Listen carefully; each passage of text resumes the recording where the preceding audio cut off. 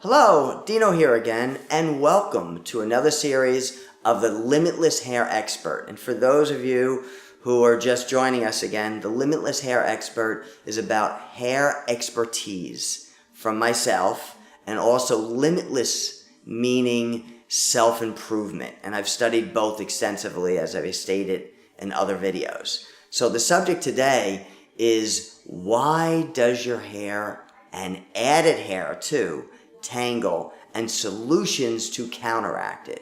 So I want everyone to realize that your own hair, I'm going to talk about why your own hair tangles, and then I'm going to talk about why added hair tangles. When I say added hair, it means a weave, an extension, a hair system, any method of adding hair. When that hair tangles, why? Because the why is going to tell us how to counteract that. Okay, so let's talk about your own hair first of all. Your own hair tangles because the cuticle layer stands up. Let me explain the cuticle layer. The cuticle layer, the outer layer of every one of your hairs, has what's called a cuticle layer. It looks like scales on a fish. All right, think about this. Why does a fish have scales? We all know the scales are to protect the fish. It's an outer layer like an armor.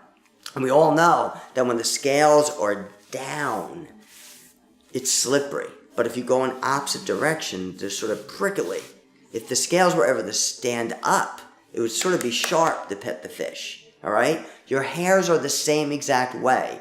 They have that outer layer, the scales like on a fish. Now, when those scales are sticking up, the hair tangles. When the scales are laying down, the hair is smooth and silky. So now, why does the cuticle stand up and why does it lay down? Some people have a natural laying down cuticle. All right, it's just naturally silky hair. And other people sort of have a naturally standing up kind of cuticle. All right, so either way, you want to try to counteract that and close that cuticle. The way to do that is to use a low pH shampoo, and even more important, a low pH conditioner.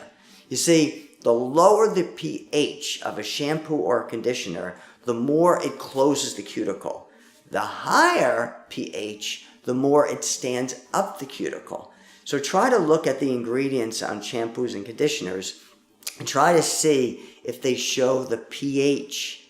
If they don't, usually the pH is not that good. But if they do, they sort of want to brag about it that the pH is low.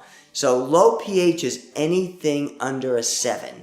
7 is sort of the neutral. Anything under that, if you get to a 6, a 5, a 4, a 3, a 2, or 2.5, the lower the pH, the more it closes that cuticle. That's number one. And you should use conditioners with a low pH. All right, it's very good for your hair. And you could even put a leave-on conditioner, like a serum, that has a low pH, that closes the cuticle, keeps your hair nice and smooth and silky. Now, secondly, cold water shuts the cuticles, lays down the cuticles. So whenever you're rinsing your conditioner off, try to rinse it with the coolest water you can possibly take. All right? The cooler the water, the more it closes the cuticle. The hotter the water, the more it stands up the cuticle, but it cleanses the hair more. So if you really want to clean your hair, you can use hot water after shampooing, but after that, put a conditioner on, low pH, and then rinse the hair with the coolest water you can rinse with. Now let's get to commercial hair, meaning hair you add onto your head. Now that's a little different story. What they do, most hair that's collected, they never know what part is the root and the end. It's all mixed up. They're collecting donated hair, cut off hair, and the root and the end gets mixed up. When that root and end gets mixed up, the hair is now going in two opposite directions. One hair has cuticle going this way, another hair has cuticle going that way. That causes the hair to knot. So what they do, they remove or try to remove as much of the cuticle as possible. Because think about it, if you were to melt the cuticle or the scales off a fish and you rub the fish together, the hair would not tangle anymore. So that's what they try to do, is remove that. There's stuff called Remy hair, which means the cuticle is still on, But be careful, and that's another subject. Even with Remy hair, sometimes all the cuticle is not going in the same direction.